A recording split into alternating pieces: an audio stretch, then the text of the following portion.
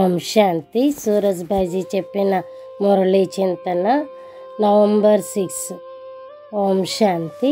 ఈరోజు బాబా రావటంతోనే పిల్లలందరికీ ఆత్మాభిమాని స్థితి యొక్క డ్రిల్ చేయించారు. ఎందుకంటే బాబాకి ఇది చాలా ముఖ్యమైన లక్ష్యం ఉన్నది. మనమందరం కూడా ఆత్మాభిమానిగా కావాలి. రావటంతోనే బాబా అంటున్నారు, పిల్లలు మీరందరూ ఆత్మలు ఉన్నారు, ఈ శరీరాన్ని తీసుకొని పాత్ర వహిస్తూ ఉన్నారు. ఆత్మే ఈ శరీరాన్ని ధరించి పాత్ర వహిస్తుంది. ఆ శరీరం వస్త్రం లాంటిది. కానీ మనుషులు ఏమనుకుంటారంటే శరీరమే పాత్ర వహిస్తుంది అని.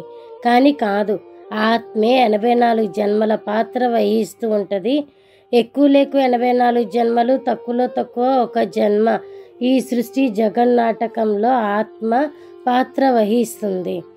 ఎవరు కూడా ఆది నుండి అంతిమం వరకు పాత్ర వహించరు. ముఖ్యమైనటువంటి మహత్వము ఎవరికి ఉంటుంది అంటే, మీరు పిల్లలు మొత్తం 84 జన్మలు పాత్ర వహిస్తూ వచ్చారు. ఇలా అయితే కాదు కదా, ఆత్మే పరమాత్మ అని బాబా వచ్చారు, మనకి జ్ఞానాన్ని ఇస్తున్నారు. మీరు ఆత్మలు దేహాన్ని ఆధారంగా తీసుకొని పాత్ర వహిస్తూ వచ్చారు. నేను వచ్చాను మిమ్మల్ని శూద్రు నుండి బ్రాహ్మణులుగా తయారు చేయటానికి. మీరు బ్రహ్మ యొక్క సంతానం. నేను ఈ బ్రహ్మ యొక్క శరీరంలో ప్రవేశించాను. బ్రహ్మతో పాటు ప్రజాపిత అనే అక్షరం కూడా తప్పకుండా ఉండాలి. ఎందుకంటే మీరు బ్రహ్మ ద్వారానే సంతానంగా అయ్యారు. బ్రహ్మ, విష్ణు, శంకర్లు త్రిమూర్తులు, కానీ బ్రహ్మ వేరు. నేను బ్రహ్మ తనువులో వస్తాను. నేను మిమ్మల్ని బ్రాహ్మణులుగా చేస్తున్నాను. మీరు బ్రాహ్మణ కులం వారు ఉన్నారు. బ్రాహ్మణులే తిరిగి దేవతలుగా అవుతారు. ప్రజాపిత బ్రహ్మ యొక్క సంతానం, బ్రహ్మ కుమార్ కుమారీలు. మీరు ఎప్పుడైతే దేవతలుగా అవుతారో దేవతా ధర్మ స్థాపన జరుగుతుంది. అప్పుడు మీ యొక్క ధర్మం స్థాపన అవుతున్నది. ఫస్ట్, సెకండ్, థర్డ్ ఇట్లాగా నడుస్తూ ఉంటుంది. కిందకి దిగుతూ వస్తారు.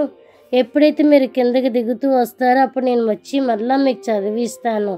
బాబా మనకి ఎన్నో విషయాన్ని అర్థం చేయిస్తున్నారు. బాబా అంటున్నారు, నా యొక్క సర్వీస్ ఉన్నది మిమ్మల్ని సంభాళించటం. నా కర్తవ్యం ఉన్నది మీ యొక్క అలంకరణ చెయ్యటం. నేను మీకు అపారమైన సుఖాన్ని ఇవ్వటానికి వచ్చాను. భగవంతుడు చెబుతున్నారు, పిల్లలు నేను మీకు ప్రేమనిస్తున్నాను, మీకు అలంకరిస్తున్నాను. అలంకరించటం అంటే దైవీ గుణాలతో నింపుతున్నారు. బాబా అంటున్నారు, విలువ అంతా మీకే ఉన్నది. ఎందుకంటే మీరే వజ్రంలాగా తయారవుతున్నారు. గృహస్థంలో ఉంటూ కూడా దైవీ గుణాన్ని ధారణ చేసి పవిత్రంగా అవుతున్నారు. రాజయోగం యొక్క అభ్యాసం చెయ్యండి, అప్పుడు మీరు వజ్రంలాగా తయారవుతారు. మీరు చాలా ఉన్నతంగా తయారవుతారు. మనుషులు ప్రపంచంలో ఎంతో దుఃఖీగా ఉన్నారు. భగవంతుని పిలుస్తూ ఉంటారు, హే భగవంతుడా మీరు వచ్చి మమ్మల్ని దుఃఖాల నుండి విడిపించండి, మేము దుఃఖాలలో ఉన్నాము. బాబా వచ్చారు మనకి సుఖం యొక్క గనులు ఇవ్వటానికి. బాబా మనకి మార్గాన్ని చూపిస్తున్నారు, ఎలా దుఃఖాల నుండి విడిపించబడతారు అని. నేను పరంపిత, పరం శిక్షకుడు, పరం సద్గురువును ఉన్నాను. ఏ తండ్రి అయినా తన పిల్లలకి దుఃఖాన్ని ఇస్తారా? ఏ టీచర్ అయినా స్టూడెంట్కి ఏదైనా మార్గాన్ని చూపిస్తారే కానీ పాస్ అయితే చెయ్యరు కదా. బాబా మనకి అన్ని విషయాన్ని తెలియజేస్తూ ఉన్నారు.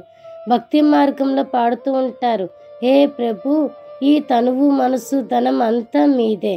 కొంత ధనాన్ని ట్రాన్స్ఫర్ చేస్తారు, నెక్స్ట్ జన్మలో మంచిగా లభిస్తుంది అని. మరి మీరు పిల్లలు బాబాపై బలిహారం అవుతున్నారు. బాబా మీకు తప్పకుండా అలంకరిస్తారు. నేను మీకు సన్ముఖంగా ఉన్నాను. మీరు మీ యొక్క తనువు, మనసు, ధనంతో నాకు సేవ చేస్తూ ఉన్నారు.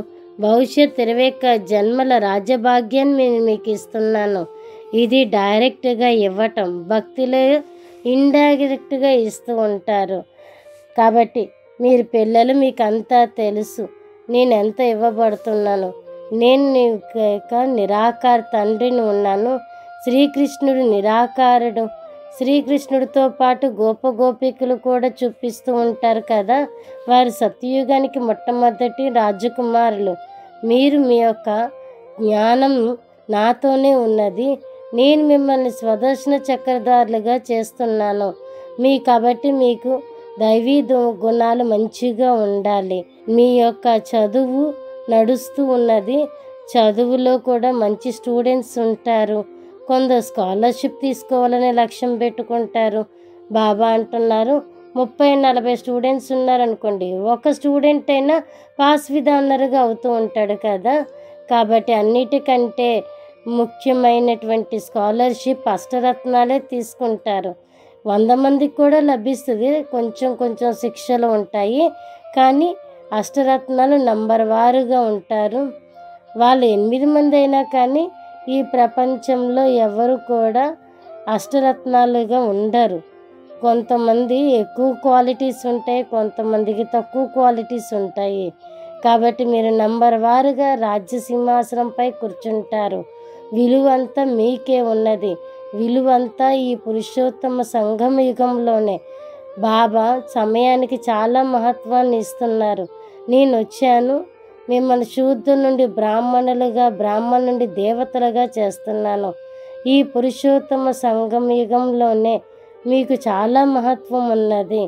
ఈ బ్రహ్మనే తన యొక్క మొత్తం తనువు, మనసు, ధనం అంతా సమర్పించాడు. ముత్యాల యొక్క మాల ఎలా తయారవుతుందో కూడా ఆయనకి తెలుసు. ఎందుకంటే ఆయన వజ్రాల వ్యాపారి ఉన్నారు. చూడండి ఎంత బాగా ముత్యాలు తయారు అవుతాయి దారంలో గుచ్చుతూ. కాబట్టి బాబా అంటున్నారు, పిల్లలు మీ మాల ఇప్పుడు తయారవుతూ ఉన్నది. విష్ణువు యొక్క మాల, విష్ణువు కమలం, బ్రహ్మ యొక్క నాభి నుండి కమలం పుష్ప పైన విష్ణువు వచ్చారని చెప్తారు. విష్ణువే బ్రహ్మ, బ్రహ్మయే విష్ణువుగా ఎలా అవుతారు? ఈ జ్ఞానం ఇప్పుడు మన పిల్లలకి ఇస్తూ ఉన్నారు. ఈ బ్రహ్మనే తపస్సు చేసి నంబర్ 1 ఫరిస్తాగా అవుతాడు. ఇప్పుడు మన పిల్లలం అలాగా తయారు కావాలి. వరదానం ఉన్నది. మీరు సర్వ ఖజానాలను పొదుపు చేసేటువంటి వారు, తక్కువ ఖర్చుతో ఎక్కువ లాభాన్ని పొందేవారు. అప్పుడే మీరు నంబర్ 1 సేవాదారిగా అవుతారు. ఇంటిలో కూడా, పరివారంలో కూడా తక్కువ ఖర్చు పొదుపు చేస్తూ ఉంటారు కదా. మరి మీరు కూడా జ్ఞానము, మాటలు, సంకల్పాలు, శక్తులు అన్నిటి యొక్క పొదుపు చెయ్యండి. దేనిని వేస్ట్ చెయ్యవద్దు. అప్పుడే మీరు మహాన్గా అవుతారు. స్లోగన్ ఉన్నది, సర్వ ఖజానాలతో సంపన్నంగా అవ్వాలి. ఎప్పుడైతే సర్వ ఖజానాలు, స్నేహాన్ని ఇవ్వండి, స్నేహాన్ని తీసుకోండి. కాబట్టి ఈ రోజంతా ఇదే పురుషార్థం చేద్దాము. స్వమానంలో ఉందాము. నేను గాడ్లీ స్టూడెంట్ ఉన్నాను.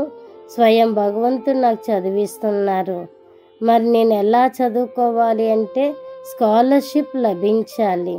చింతన చేయండి, ఇదే ఉత్సాహంలో ఉండండి.